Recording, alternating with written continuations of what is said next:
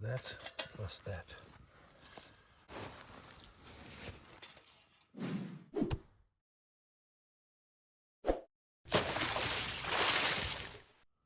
Much quieter. You don't get the of the can stuff. Yeah, and this does act as a windscreen. I would imagine it's a little slower than the MSR type stoves. Mm-hmm.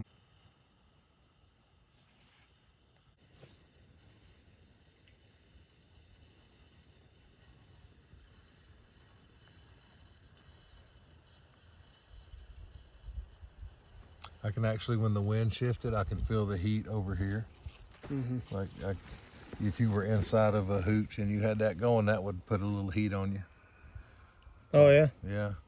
Yeah, and unlike a wood fire, you don't have to worry about all the sparks hitting it and burning holes in your poncho. Especially if you cap it with a cup like that. Yeah. Yeah. Just more controlled. Now, one disadvantage I would say probably to that is that you can't dial it back. It's on or it's off. On or off. There's two settings. Yep. Yeah. One thing I like about stoves like this is you can go to Home Depot and get a big can of denatured alcohol, and you don't have to worry about it, long term. As long as it's in a container where it's not going to evaporate out, that stuff will keep. It's multi-purpose. It really thing is. Too, right? Yeah, so it's multi-use item. Those butane cans there, it does one thing. Yeah, and then you've got the capability of burning biomass in this.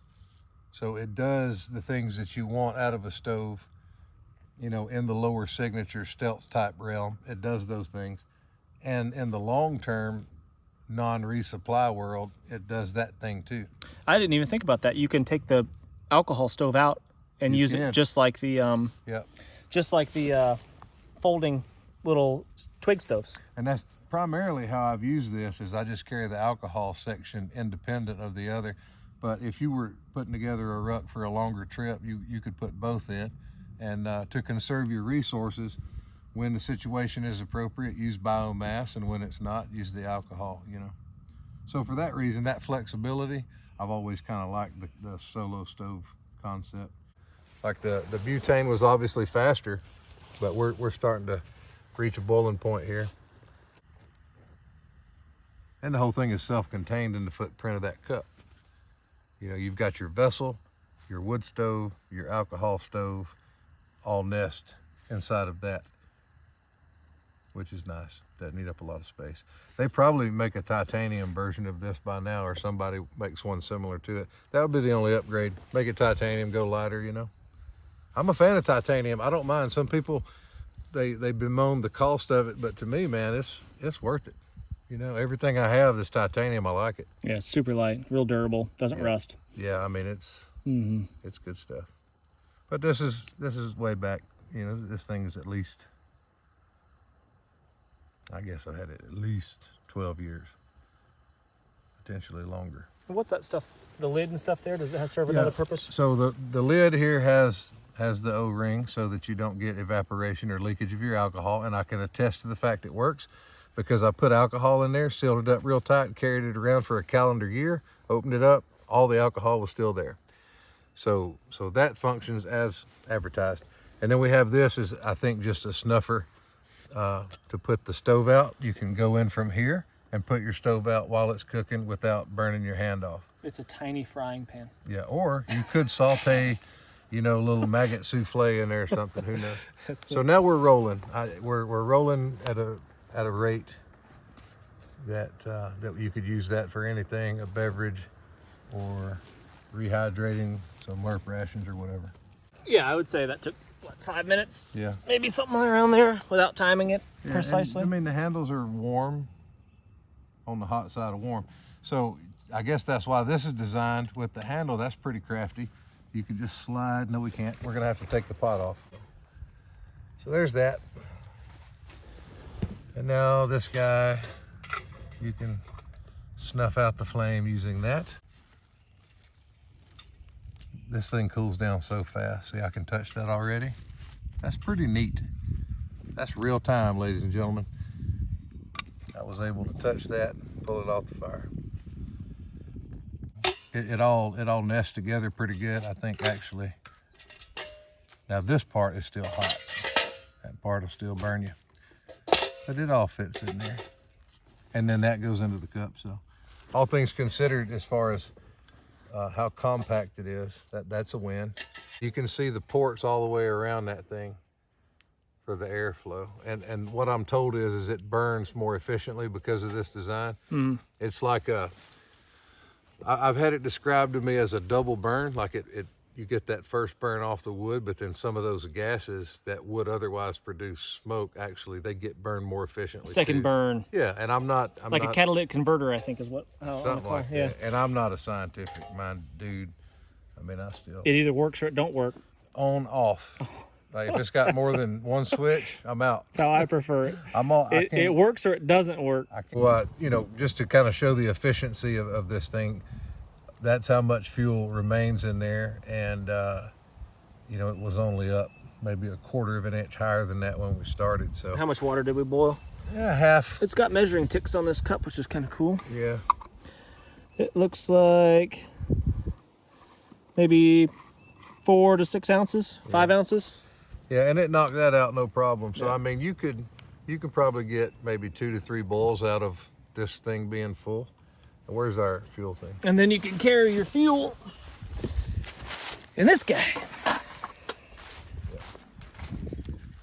Yeah, and so this is a MSR. I don't like bright red stuff with me in the wood, so I wrapped it in 100-mile-an-hour tape one day because it's more earth. It's designed for carrying fuel. Yeah, Yeah. and it works good. It doesn't leak. I've had it in my ruck a lot, and it has never leaked any fuel out. It is a chunk of weight, and you kind of getting back to that. Now we have to carry things that weigh things. Yeah. And some people, I have friends, they just run this thing with the wood, and that's how they go. They don't carry the alcohol. I like the option of being able to do both of those things. At different times, alcohol is totally more appropriate, you know. And if you're feeling low and lonely, you could always drink it and go blind. Yeah, I guess you could. I don't know. It's yeah. There's that. But you could definitely clean with it. Yeah. You know, Yeah. you could Clean definitely a wound or something. sanitize a thing. Yeah. That would be good. Yeah, I don't know if it's refined enough for consumption. Maybe. Well, if you're desperate enough. Any port in a storm is what the old sailors always said. But you know, I've always kind of been attracted to things that I can keep them going without a resupply. And this is kind of like that. You know, at some point, yeah, you're going to run out of denatured alcohol, or you may not have access to it. Then you just back up to fire, you know. As it really concentrates your heat, and you make a campfire, you've got heat radiating in all directions. But with these types of apparatus like this, it concentrates that, and you get more efficient use. And almost certainly you're going to be able to boil the water with that pile of twigs right there. Yeah. Which took 0 time to collect. Yeah, and you're not out there swinging a machete around or a hatchet or an axe. It's just little biomass like pine cones and stuff. Kind of quiet, low signature way of doing stuff, you know. And I'm probably the laziest guy you've ever met when it comes to survival. People get out in the woods, or I won't even call it survival, bushcraft or whatever you want to call it. They get out in the woods, first thing you know, they're running around, oh, I'm going to build this, I'm going to build that. And they got their saws out and they're building all this crap, and I'm just kind of like, that's a level piece of ground. Done. Camp set up. I'm set. It's just any old where Just lean up again. That's how I roll, man. And sometimes I'm too lazy to even lay down. I'll just prop against the tree and be like, all right, we're good. Camp's made up. Put a poncho over that, Yeah. set. And then you break down camp. Just get up. Just stand up and dust yourself off. Camp's Moving. broken down. Moving.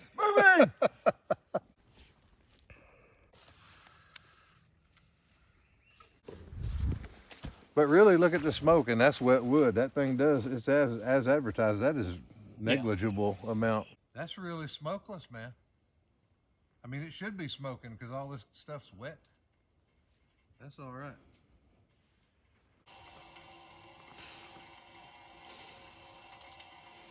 My lid, you know, I lost it a while back. I won't say lost, it's misplaced, because when we moved, it made it here. I just don't know what box it's in. But you put a lid on that, you keep your water clean, and even you wouldn't be getting the steam amount we're getting off of that. So yeah, that just reconfirms. And I guess, you know, these ports, we should have them unobstructed all the way around where you can get your draw. But that's a crazy efficient burn, a super efficient. With literally just a single handful of twigs. And they're wet. Yeah. You know, I'm really impressed with how clean it burns. And, you know, we have woods all around, but there will come a time in your life when you start to think about conservation of the resources. You know, why do I need to be out here chopping down trees and sawing up logs? Not just from a green perspective, but from a perspective of efficient use of my energy, efficient use of the fuel and all of that. You know, if you're walking around in a park somewhere, you can pick little stuff like this up and nobody will even know you were there. Yeah, you were the laziest survivalist ever. That's why you won on alone. Efficient. You know, it's like I have a lot of respect for like the alligator. You know what I mean? An alligator doesn't do anything unless it has to. You know what I mean? It doesn't do anything for fun. Yeah. It can lay there for 6 months in between meals, you know? Yeah. Just waiting for the perfect opportunity. I tell people, and I'm not really joking, I'm the laziest survivalist you'll ever meet. Yeah. Like, I don't feel like I need to run out there and do nothing. Like, people, oh, let's make a fire, let's do that. I'm like, yeah. Yeah. But that's not very visually appealing. Like, when I made fires, I would make one fire a day when I was on the island. And while that fire was lit, I would cook my food, I would boil water and set it aside and let it cool, fill all my little water bottles up, and then boil another one and let that cool in the container. Mm-hmm. And if it was raining, which was often, which is all, push the pot out and catch rainwater. Yeah. But I lit that fire, it cooked, it boiled, it dried socks, warmed feet, warmed hands, all it was gonna do, and then it died, that's it. You don't waste, because gathering firewood is the biggest chore. Every stick of firewood represented huge time, calories. energy. Yeah. So I had my little bottle traps, they were working. Yeah. I had my gill net, it was working. I walk up and grab limpets and seaweed, so I'm like, I don't need to do anything. What else is there? You know, the part that, and I've mentioned it 3 or 4 times while the camera's off, the part that really appeals to me is the efficiency of the burn. Even with the flames coming out of the side, how much smoke do you see? You know, very little smoke. Most of this is steam. We have some smoke here. Mm-hmm.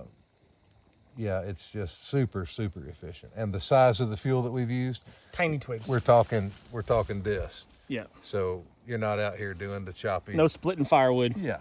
Yeah. So that's, look at that boil now, hard boil, rolling strong. Yep. You know, and you have the flexibility. Like, sometimes I'm guilty of falling into this way of thinking. I wake up, I just want coffee, I don't want a fire. I'm like, you know, alcohol appeals to me for that. Or one of the, like a whisper light. But then longer term, you know, I think we have to start thinking about that. What happens if I can't resupply? You're never going to be out of the game with this stove, so. Eat this one.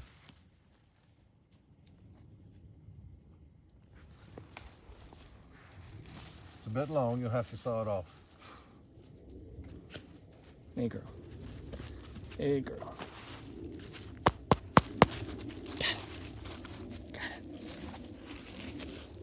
But you know, the downside too is it is short-lived. It's not the kind of fire you set it and forget it and walk off and go do something else. Yeah, you gotta feed that thing. Constant feeding little tiny twigs until it's done. Yep, the second you stop feeding it, you're counting time then for sure. And off camera too, we let it burn down, and the amount of residue that was left really shows you that it is a super efficient burn. You just literally throw some dust up in there and walk off. So, you know, efficiency, no smoke, low signature, and the flexibility of being able to use a fuel other than biomass. To me, it's a win-win. We just got to find out if they make a titanium model of this, and if they do, That would probably be my. That would be the comment that I would suggest for this video. If you have a comment to leave, if you know a titanium version of this, let us know. Consider that, you know, if you're looking at getting that type of stove, there it is. There's the pros and the cons. Have a good one.